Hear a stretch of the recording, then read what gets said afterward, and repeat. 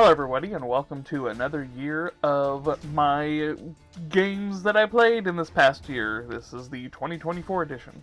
So last year I made the adjustment of, hey, I'm going to actually script out what I want to say instead of rambling like I do.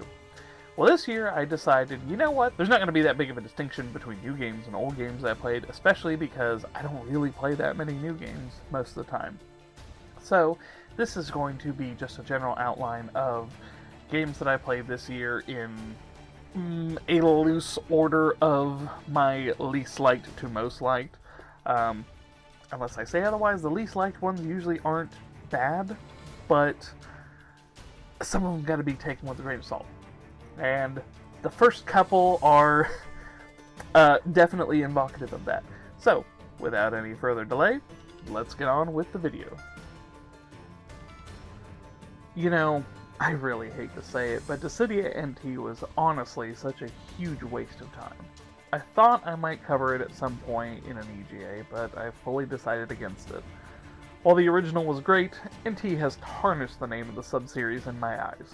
The 3-on-3 format doesn't really work well, it's too clunky, and what the shit? Caius Ballad isn't in the game at all, and makes no sense for him not to. Sure, I'm being ultra picky at this point, but the game was not balanced well, and almost all of the new additions to the game are a detriment, on top of charging out the ass for characters, even after you've bought the full game. Avengers is kind of fun. I got bored with it after the prologue mission, but I was told it gets better, so I'll be booting it up again at a later date when I'm not so distracted to try again.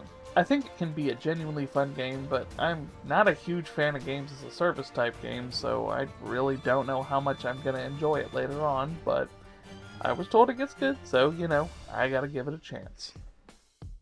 You know, while it was fun to play with my son, the game is incredibly buggy, and through the multitudes of glitches, bugs, and random stuff not working as it should, I ended up deciding not to cover the game, simply because that is a level of frustration I'm not ready for. I will say on the plus side, Ruin, the standalone DLC for the game, was incredibly fun and well put together, and I hope the next console game from Steelwool is this fun. I got into playing the Castlevania games this year, and while it was a fun experience, I do not like most of the older titles. Yeah, they're hard, and I'm probably just too soft when it comes to playing stuff like that, but only around the GBA era of these games do I actually have fun with them. I'm not ashamed to admit I dropped most of them because of the sheer frustration. Yeah, Beat Saber is just tons of fun in general. You use flipping lightsabers to cut boxes open in time to music, and what's not to love? Plus it's made by Harmonix, so it scratches that rock band itch. Mostly. So, fun fact, I've never played the original Battlefront, but I put a ton of time into Battlefront 2. Not gonna lie, I wasn't missing out on much. I was hoping for original story, like a prequel to the story of the 501st, but hey, it's fun and spawned one of my favorite games of my high school years, so I can't complain much, eh? Break Stuff VR says everything you need to know in the title. You break stuff. In VR. I did find the general framing device of it being a futuristic game show neat, but it did wear out its fun after a while. I wish I had more to say about this game. It was a fun little gacha game, but it ended before I could complete the story, so I'm not entirely sure how to rate it. One of these days I probably will go around and maybe see if I can find some footage and do an EGA, but I'm honestly not sure whether that's going to happen or not, so we'll just kind of see what you guys think about it. I don't have a lot more to say about Mika than I did in my review, but it was a cute game that I wish had been a little longer, but for what it offers, it was a fun experience. While not exactly the sequel I would have hoped for in Blood Dragon, it is entertaining at the very least. Playing as Rex Power Cult's kids driving bikes is a fun enough scenario to tell the nonsensical story, though. What can I say about Bulletstorm VR? Realistically, it was so close to being one of my favorite VR titles, but between entire sections cut out, like, seriously, who had the bright idea to cut out the robot dinosaur section? And all the censorship, it just feels like a gutted version of the game, and yeah, it's not horrendous, but as a longtime fan, it feels like such a slap to the face to gut parts of the game like that. I'm not mad, I'm just disappointed. I learned this year that people apparently really don't like Final Fantasy II, but I always thought it was pretty fun. I've always been a fan of whatever your actions are, that's what levels up, and it does that pretty well. Maybe it was the story, which admittedly I don't remember much of, even fresh off beating it, outside of the Emperor's cool design. Couldn't tell you a thing about him. Oh well. Oh well, I've always chalked stuff like this up to it being the early days of gaming. It's still a fun ride, even if it's not that memorable. Kill It With Fire is tons of fun, just off the principle alone. Getting to smash, burn, shoot, and maim spiders is super cathartic, and it's especially funny when you realize we caused so much destruction over a few little spiders. They did it. They said they would give us a sex update, and they delivered. Joking aside, it's a fun addition to the game, giving us more stuff to do at our commune, balancing out with the prior update, giving us more combat-focused things.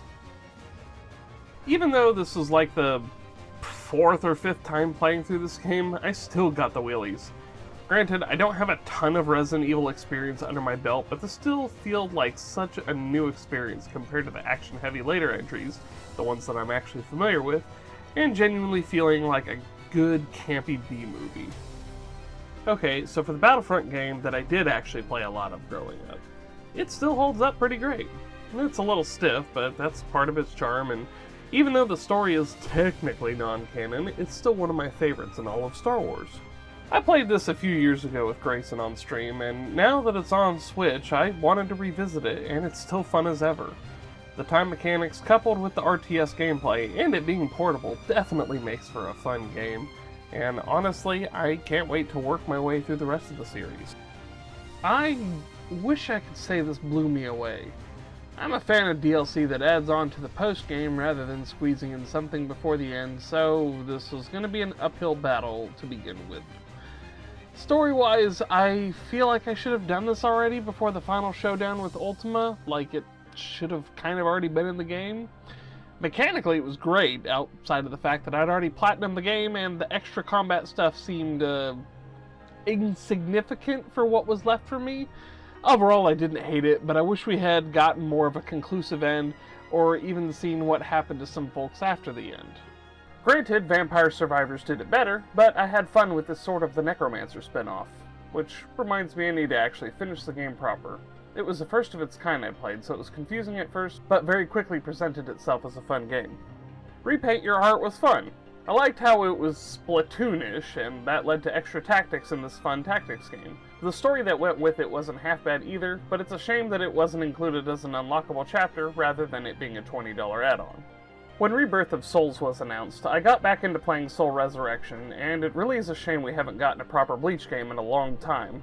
I think the warrior-style gameplay suits Bleach incredibly well, and it's supremely fun to use all the different characters with their unique playstyles.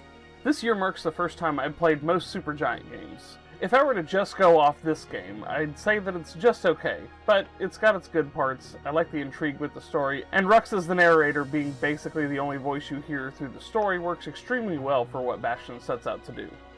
Honestly, this is the only other game I've beaten in the FNAF franchise, and it's because it's in VR, but that makes it the most fun actually being in the world.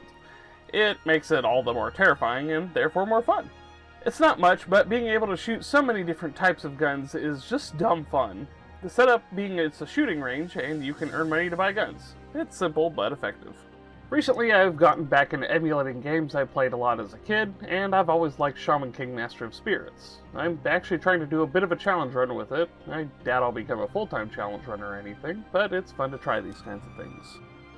You know, a tactics-based Goblin Slayer game actually makes sense, but it sits in a weird spot. It's not bad by any means, but the story drags on a little too much, and while the gameplay is good, it's not as fine-tuned as other games in the genre, making it hard to recommend to a veteran of the series. But as an intro to both tactics RPG as well as Goblin Slayer story, it does kind of work well on both fronts. Portal's fun, enough said. I had a blast playing it with my son, and I can't wait to play the rest of the series with him. The whole idea behind the game is genius, as it's a simple premise and is extremely fun to execute. Using portals and momentum, get to new areas. It's simple, but also addicting and fun. Portal 2 is twice as fun as the original. I'm actually not really joking either. Between the story being more than set dressing for gameplay, as well as having a genuinely fun co-op mode, there's really no reason not to play it. Years later, Fallout 76 is decently fun. It's still not phenomenal or anything, but roaming around a wasteland with your buddies is fun. Outside of the Spectra challenges at the end being ridiculously hard to unlock the true ending, Hi-Fi Rush was so much fun. It felt like a game from a previous generation in the sense that it felt complete and was made with absolute love for the craft. I can't wait to see what Tango Gameworks does with the series next. Call of the Mountain was fun! It was a great entry in the Horizon series, and the climbing aspect of the game was a fun way to explore the world. Again, with VR titles, it's so immersive and fun. I have to replay a few of the early entries in the Assassin's Creed series, as my footage was not great and some of it got corrupted. And that's leading me to replay Brotherhood. It's still one of the best entries in the series, even though it is annoying that I have to replay most of the game just to get the Christina footage. It's still a blast and I can't wait to cover the series. So I do like Rebirth, but I think I played it wrong, trying to 100% everything in the game before moving on rather than playing any given minigame and leaving it there for later cleanup. It also has the problem of being the middle entry that sets up a lot of questions that we won't have answers for a while. I normally don't play games like this just because they're too open-ended, but my wife convinced me to play it, and I'm glad she did. It's a survival game, and the way my wife runs it, it's like a sim game. Basically, she tells me what to do, and I go get it. It's really fun, and since it's in early access, it's got an air of mystery since we don't know what caused the plague yet, or anything. It's a fun time with friends for sure, but it is silly fun by yourself. You know, having a motorcycle guy be in a zombie apocalypse is a neat idea. The story wasn't awful or anything, it's one of those things where I just don't get the ire. Plus, the infected hordes are a fun concept that's equally fun to fight. I've worked in a corporate office before, and let me tell you, it's hilarious the way the game is set up. Plus, being able to use scissors and other random junk to fight your way out of the office with is definitely a fun time. This game is so adorable and chill, I just want to live there. The slimes are cute and varied enough, even though the company is shady, it's not a major problem, as you're just vibing, trying to ranch some slimes. Even though I think there was a lot of wasted opportunity with not having more representation, I still think this is one of the best damn games I've ever played, and certainly one of the better ones of this year. I legitimately cannot stop playing Balatro. Almost every day when I come home from work, I play a couple of hands at the very least. You know, when I'm not playing it at work, because I'm obsessed. It's just spicy poker, and that makes it way fun. I've actually yet to win a round, but I'm finding more and more ways to break the game, and it's just so satisfying. Like I said in the Whispike Survivors section, Vampire Survivors does it better, mostly because there's a lot more to do. I audibly laughed when I saw the trophy list was over 200 items, but hey, it's straight to the point on what you need to do, and every run you get a bit better each time. It's like if Moonlighter was reversed. You fish during the day and run a sushi restaurant by night. The story gets wacky really quick, and it's hilarious that Dave is so over most of it. He just wants to fish and dive. It's almost as fun as Resident Evil 4 in VR. It actually does a few things differently that I like, such as having an actual map you pull out rather than a button prompt. It's just a neat experience overall. Enough said. While there were certainly aspects of the game I didn't like, it's definitely an overall improvement over Zero Dawn. I love the story told, I love to see Aloy open up to people, ending in a great payoff with the Burning Shores. I didn't really know what to expect going into Pyre, other than it had a sports element to it, but wow, is it stupidly fun. The story is enjoyable, and I really got attached to some of these characters, to the point where I was full-on crying during their story segments. So, for no real reason, I just haven't played any Pokemon game in a while, and on a whim I decided to pick up Arceus and give it a try, and boy did I love it! The real-time interactions with the Pokemon, interlaced with keeping to the RPG elements of classic games, rules, and I love that the main objective is to fill out the decks above all else. I've always been more of a dex filling out guy rather than a trainer, and it scratches that itch perfectly. Resident Evil 4 in VR is super fun, almost to the point where I'd rather play it like this than in flat mode. I've actually been doing a knife-only run, and it's just so much fun. There's not really any other way to describe how fun it is to be able to have a tactile feel in the world. Slitterhead was a really unexpected surprise. It was recommended to me by a friend, and I'm happy he did. It's a PS2 game in the best way possible. It's mission-based, has a very fun feel to it, and it does drag in some areas, and replaying missions to get all the collectibles can be a bore, and it doesn't seem like there's a good and reliable way to skip the dialogue and the like, but wow, is it fun and super weird, and that's a good thing. And this year's game I adored the most playing is Transistor. Yeah, it's definitely cheating to put it at the top again, but I actually recorded it this time as I decided to play through it with the intent of making it into an everything great about sometime soonish. Transistor is the first Supergiant game I've played and is by far my favorite. It's got a cool aesthetic, the music rules, and it's got a fun, real-time / turn-based battle system. I cannot recommend it enough. And that's all for this year. Sorry it took a little bit longer to get out, but, you know, it's the holidays, and everybody wants to do stuff around the holidays. But thank you so much for watching. I appreciate all of you that have been hanging on. I know this last year has been not the greatest for the DEDMan channel, but I'm hoping that 2025 is a much better year for the channel and myself. Thank you all for watching. Thank you all for subscribing. I hope you all have a wonderful new year, and try not to die out there.